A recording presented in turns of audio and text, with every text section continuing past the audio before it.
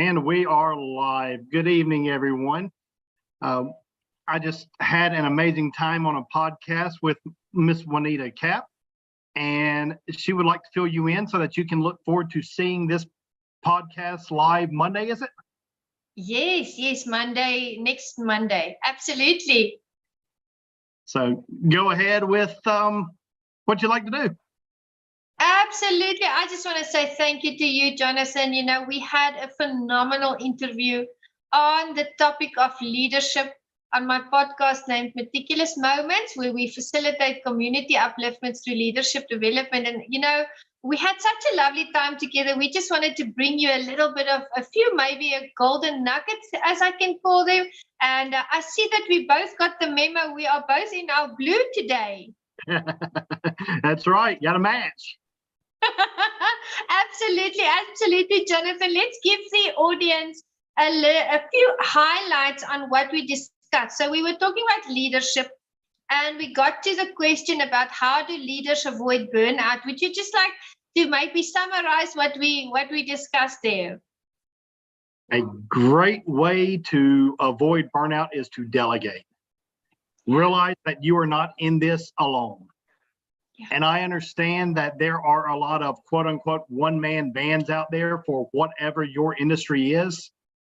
Yeah. Delegate everything you can. Mm-hmm. Find people that will help you. Maybe you're like me and have multiple kids. You know, just any little task that can come off of you, get it off of you. Mm-hmm. That way you are doing multiple things at the same time. However, each person's only focused on one thing. So delegate. Mm-hmm. Delegate's key. Absolutely. I love that answer. And I shared with you in our interview, you know, when I'd say as early as 2020, I was still in the frame of mind that I had to be everywhere all the time. I had to make sure I knew all the details. In the ministry, we always joke and we say, you know, when you are like that, you want to be the bride at every wedding and you want to be the corpse at every funeral. That's a joke that we have amongst the pastors. But we have to realize we have limitations. I'm only one person. You are only one person. So delegating, that is a phenomenal answer, because we can only do so much. And at the end of the day, it's not about us. It's about getting that task completed. And in that, we shouldn't feel guilty when we make time for ourselves. Would you like to share with, your audience what you do to maybe just, like take a bit of a breather during the day? What do you like to do when you take a breather? A breather for me can simply mean going out of my backyard and getting in the hot tub for 15, 20 minutes and just escaping the world for a little bit. It can mean going in and laying down and taking a nap.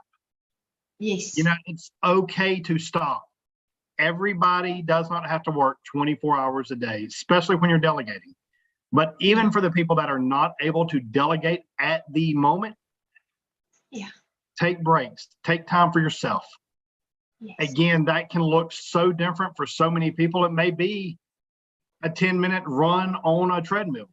It may be an hour-long workout. It may be a weekend getaway or a week-long getaway.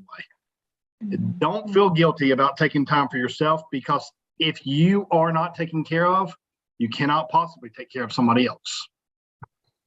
Words of wisdom. Absolutely. I agree with you. I've lived it. I've seen the proof that when we take those short breaks, when we look after ourselves, we pitch up so much better for others. And, that just helps us in our servant leadership journey. Now, we talked about persistence, and we mentioned that entrepreneurs have to be persistent. We are problem solvers. We talked about that.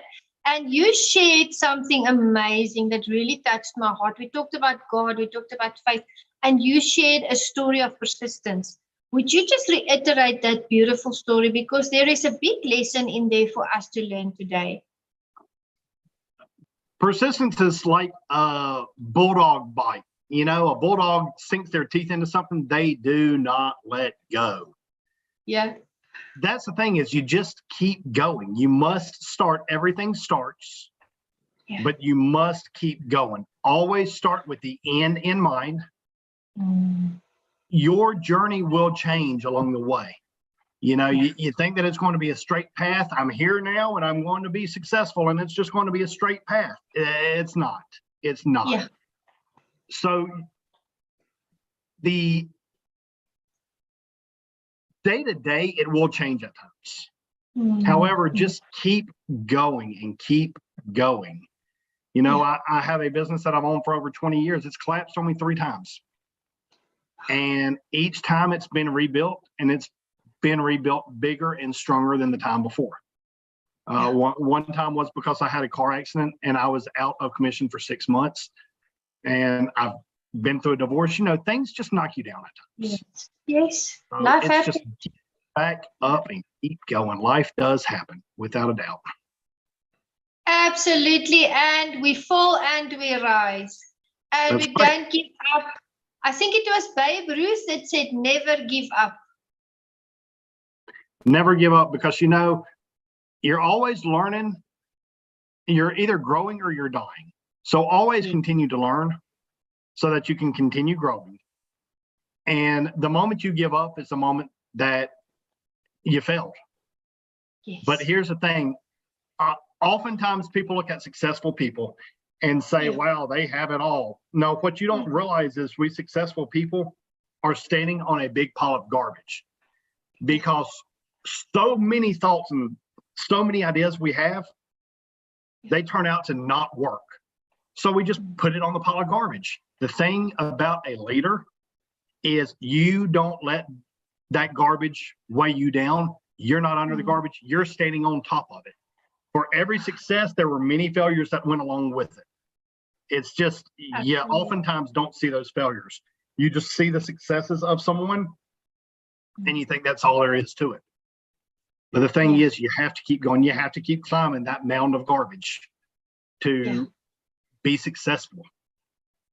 Absolutely. Absolutely. And when you're a leader and an entrepreneur, there are failures. I know John Maxwell speaks about failing forward. And that pile of garbage is not a bad thing. It's something that just lifts us to higher heights. And as entrepreneurs, as leaders, there's late nights, there's early mornings, there's frustrations, but we always keep a smile on our face and we never lose that faith and that hope. Now, we had a lovely, and it's my pleasure today. I say today because for me it's evening. I think it's afternoon for you, Jonathan. That's correct.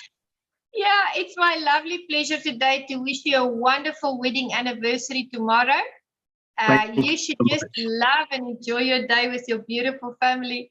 And we had a lovely discussion, and you mentioned that your parents have been married forever. And I actually chuckled after our video call yesterday. Late last night, I thought about what you said. You said, your parents have been married for so long.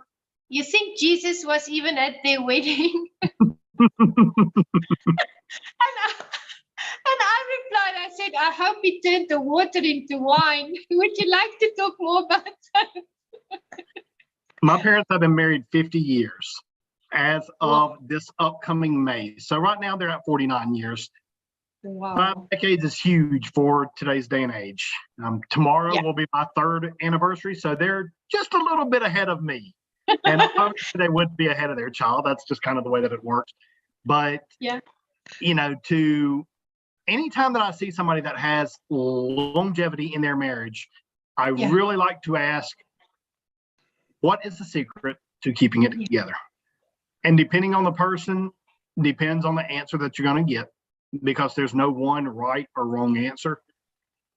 But my parents' answer is the fact that they live a Christ-like life. They do their best to love God with every fiber of their being and love their neighbors as herself.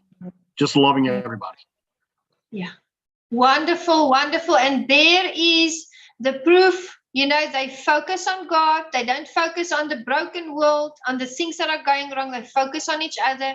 They love on each other. They love on others, and they focus on God. And they are just, living the Christ-like life, like you said. And I commend them on that. I mean, that is really a big accomplishment.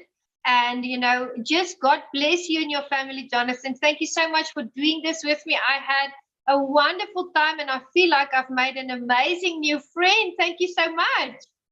Thank you for having me. It was truly a joy and blessing to be with you. And it is likewise great to get to know you and to build a long time business relationship with you. I'm looking forward to it. Absolutely. Thank you so much, Jonathan. And I'm going to be on your call on Monday, and I'm going to post our session that was pre-recorded on Monday, and I'll tag you. And I just wanted to know, are there any final words that you want to leave these beautiful people with to uplift them like you always do? Start now. You cannot learn to drive a parked car. You must start. Whatever that is, it's going to have a different meaning for everyone. But start. Your dream, your goal, your desire, start. Everything starts. Don't be afraid of it. You can make edits. And we're going to leave you with Juanita giving you the links to her businesses so that you can follow Juanita as well. Absolutely. Thank you so much for that, Jonathan. I appreciate you. I'm also very active on LinkedIn as I am on Facebook. So you're welcome to find me on LinkedIn or on Facebook, Juanita Kapp, Juanita. My surname is Kapp. And then you can mail me at meticulousmacarons@gmail.com. And I deeply appreciate your support. You can also find me on YouTube. So I look forward to meeting you all. And yes, we'll network and we'll build a better society together. Thank you, Jonathan. Thank you. It was a pleasure. And thank you for being over here on my channel. And everybody, remember, you are loved. Together, teamwork makes the dream work. We'll see you Monday at www.thoughtprovokingchange.com, 9 a.m. Eastern Standard Time.